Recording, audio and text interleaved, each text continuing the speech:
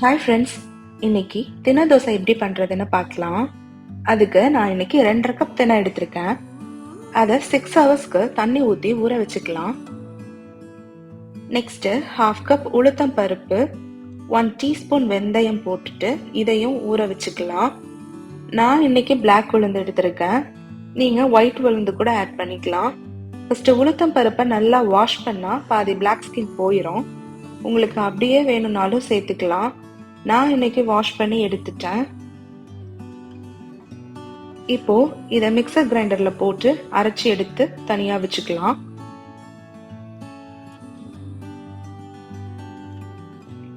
உளுத்தம் பருப்பு அரைக்கும் போது ரொம்ப தண்ணியா அரைச்சிடாதீங்க. இந்த மாதிரி கன்சிஸ்டன்சில இருந்தா போதும்.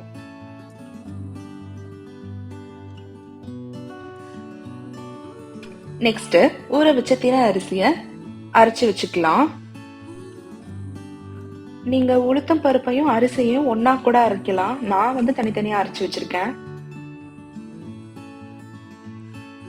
நீங்க மாவை ஊற வைக்கும் போது ஊற வைக்கிறப்பவே நீங்க ஃப்ரிட்ஜ்ல வச்சிட்டீங்கன்னா மாவு ரொம்ப புளிக்காது. நெக்ஸ்ட் டைம் நீங்க மாவு ஊற வைக்கும் போது இதை ட்ரை பண்ணி பாருங்க.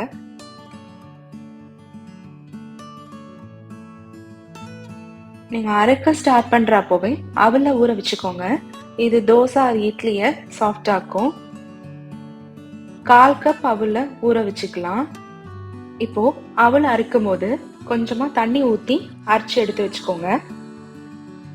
இப்போ இதையும் இந்த திணை மாவோட சேர்த்துடலாம். இப்போ இந்த மாவுக்கு தேவையான சால்ட் போட்டுக்கலாம்.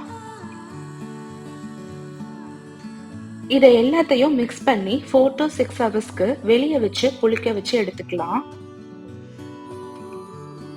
நீங்க இருக்கிற கண்ட்ரில உள்ள கிளைமேட்டுக்கு ஏத்த மாதிரி மாவை புளிக்க வச்சு எடுத்துக்கோங்க.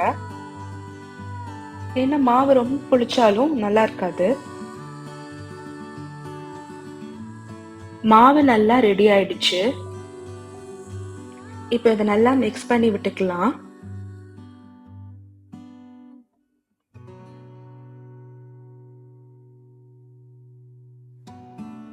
இப்போ திணை தோசை சுடுறதுக்கு தோசைக்கல்ல நல்லா சூடு பண்ணிட்டு தோசை பண்ணிக்கலாம். அவ்வளவுதான். திணை தோசை எப்படி பண்றதுன்னு பார்த்தோம். இதை நீங்க சட்னி அண்ட் சாம்பார் கூட வச்சு சாப்பிட்டா ரொம்ப டேஸ்டியா இருக்கும்.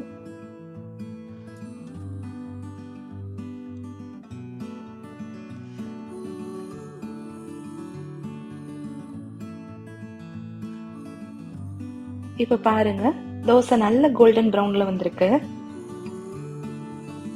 நீங்களும் கண்டிப்பா ட்ரை பண்ணி பாருங்க.